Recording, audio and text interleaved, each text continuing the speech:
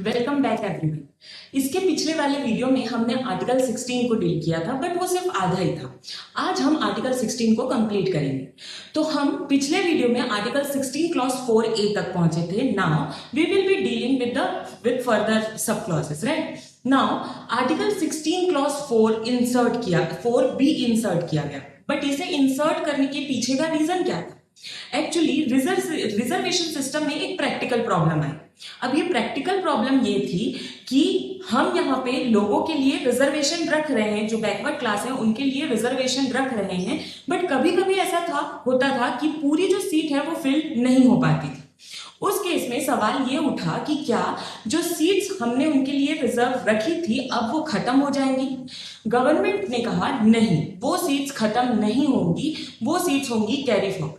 और इसीलिए उन्होंने आर्टिकल 16 क्लॉज 4B को इंसर्ट किया बाय 81st कॉन्स्टिट्यूशनल अमेंडमेंट।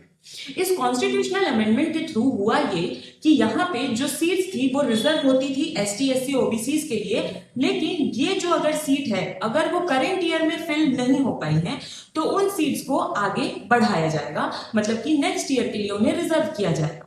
लेकिन यहाँ पे सवाल ये था कि सवाल अगर आपके मन में आ रहा है कि क्या वो जो रिजर्वेशन है क्या वो एक्स्ट्रा नहीं हो जाएगा लोगों के लिए? मतलब कि करेंट ईयर का जो रिजर्वेशन है प्लस बैकवर्ड ईयर का जो रिजर्वेशन है वो पूरा रिजर्वेशन मिला के बहुत ज्यादा ही सीट्स जो हैं वो रिजर्व हो सकती थी। गवर्नमेंट ने यहाँ पे ये चीज क्लियर की। उन्होंने कहा कि देखिए, अगर 100 सीटें हैं जो कि जिसमें 20% जो है या 20 सीटें जो हैं वो रिजर्व हैं फॉर बैकवर्ड क्लासेस। नाउ अगर करंट ईयर में सिर्फ 10 सीट्स फिल हो रही हैं तो नेक्स्ट ईयर जो है वो पूरी की पूरी 10 सीट्स जो है वो नेक्स्ट ईयर में कैरी फॉरवर्ड होगी।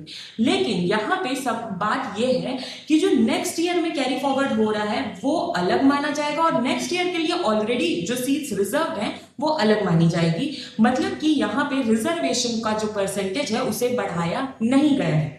तो यहाँ पे मेरा सवाल आपसे ये है कि क्या आपको पता है कि 81st कॉन्स्टिट्यूशनल अमेंडमेंट एक्ट किस ईयर में आया? एंड ये जो कैरी फॉरवर्ड रूल है वो बेस करता है बिकॉज ऑफ वन केस। तो name that case in the comment section below. इसके बाद आया हमारा आर्टिकल 16 क्लॉज 5। आर्टिकल 16 क्लॉज 5 जो है वो रिलीजियस स्पेसिफिक है।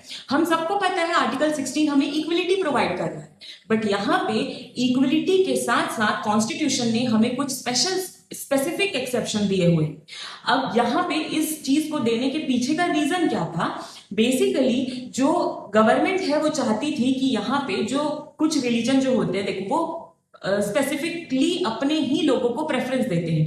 For example, a Hindu temple में appoint a Hindu priest, right? But Y?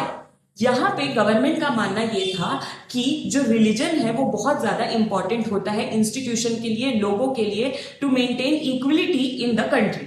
अब यहाँ पे गवर्नमेंट ने ये भी कहा कि जो आपके रिलीजियस इंस्टीट्यूशन होते हैं और उनमें जो रिलीजियस प्रीस्ट या जो टीचर्स होते हैं उनका काम ही ये होता है कि वो यहाँ पे क्या करें, अपने जो रिलीजन है उन्हें बढ़ावा दे सके, प्रेफरेंस दे सके, जो कि हमारा आर्टिकल 25 भी बात करता है।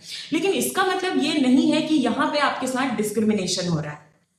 अब डिबेट जो था वो सिर्फ और सिर्फ कास्ट बेसिस पे नहीं रहा, इकोनॉमिक बेसिस पे भी रिजर्वेशन की मांग उठ गई। बात यहां तक पहुंच गई कि क्या जो इकोनॉमिकली वीकर सेक्शन होते हैं क्या उनके पास कोई राइट नहीं होना चाहिए? क्या वो जो इकोनॉमिक वीकर सेक्शन है अगर वो जनरल कैटेगरी से बिलोंग करते हैं तो क्या उन्हें कोई भी प्रोटेक्शन या सपोर्ट नहीं मिलना चाहिए? गवर्नमेंट ने कहा अरे ऐसे कैसे, बिल्कुल मिलेगा। तो गवर्नमेंट ने 103rd अमेंडमेंट के थ्रू यहाँ पे EWS रिजर्वेशन पास किया, जिसमें उन्होंने ये कहा कि अगर कोई भी व्यक्ति इकोनॉमिकली वीकर है तो उसे 10% का रिजर्वेशन प्रोवाइड किया जाएगा। और रिजर्वेशन जो है वो सिर्फ और सिर्फ कास्ट बेसिस पे या एजुकेशनल बैकवर्डनेस पे बिल्कुल भी बेस नहीं करता है। तो नाउ यहाँ पे जो इकोनॉमिकली वीकर सेक्शन का जो ये एक प्रोविजन इंसर्ट किया गया था बाय 103rd कॉन्स्टिट्यूशनल अमेंडमेंट, ये इंसर्ट किया गया था by one of the very leading case, जनहित अभियान वर्सेस यूनियन ऑफ इंडिया। इस केस के थ्रू बेसिकली जो मुद्दा उठाया गया था वो ये था कि क्या रिजर्वेशन सिर्फ और सिर्फ आप कास्ट बेसिस पे करेंगे? क्या इकोनॉमिक बेसिस पे कोई रिजर्वेशन नहीं होना चाहिए? और आपने 50% सीलिंग लिमिट दी है, बट वो सीलिंग लिमिट हर बार क्या हो रही है, क्रॉस हो रही है, और इसी वजह से लोगों का गुस्सा जो है वो बढ़ गया। जब ये केस जो है वो सुप्रीम कोर्ट पहुंचा। सुप्रीम कोर्ट ने यहाँ पे ये चीज क्लियर की कि देखिए भाई, इकोनॉमिकली वीकर सेक्शन भी बहुत ज्यादा ही डिसएडवांटेजियस होते हैं और उनको भी बहुत सारी चीजों से यहाँ पे डिप्राइव किया जाता है, और इसी वजह से कोर्ट ने 103rd कॉन्स्टिट्यूशनल अमेंडमेंट को अपहेल्ड किया और उन्होंने कहा कि ये जो कॉन्स्टिट्यूशनल अमेंडमेंट है it is very much important for those who are not adequately represented, not only the backward classes but also the general category। तो नाउ यहाँ पे मैंने आपसे, जब हम ये वीडियो शुरू कर रहे थे, मैंने आपसे एक सवाल किया था कि क्या आर्टिकल 16 जो है वो मेरिट को सपोर्ट करता है या वो रिजर्वेशन को सपोर्ट करता है। Now it is up to you कि आप यहाँ पे क्या सोचते हैं इस बारे में। तब तक के लिए आप इस चैनल को सब्सक्राइब कर दीजिए, इस वीडियो को लाइक कीजिए और बेल आइकन को प्रेस कीजिए। हम आगे मिलेंगे आर्टिकल 17 के साथ।